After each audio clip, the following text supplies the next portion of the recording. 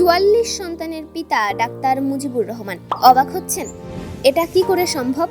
পৃথিবীতে জন্মের পরই যে শিশুরা পেয়েছে নারকীয় পরিবেশ, মায়ের পেট থেকে জন্ম নেওয়ার পরই যারা নিষ্ঠুরতার শিকার হয়েছে, যাদের পলিথিনে ভরে ডাস্টবিনে ফেলে দেওয়া হয়েছে, এমন 40 জন নবজাতককে লালন পালন এবং প্রাথমিক পরিচর্যা করে চিকিৎসা দিয়ে সুস্থ করে তুলেছেন এই চিকিৎসক।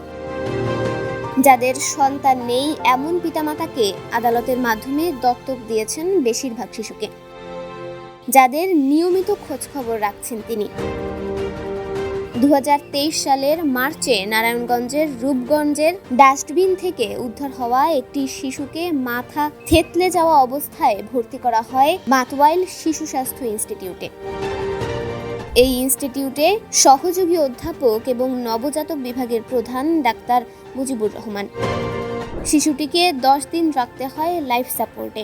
এরকম ফেলে যাওয়া 45 জন শিশুকে বিভিন্ন জায়গায় ভালো আশ্রয় দিতে পারায় খুশি ডাক্তার মুজিবুর রহমান।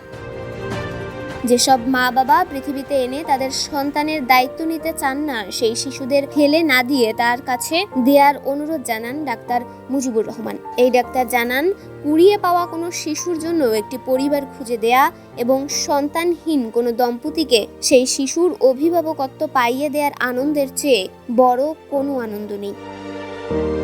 তন্নি শিকদার, দৈনিক সকালের দুনিয়া।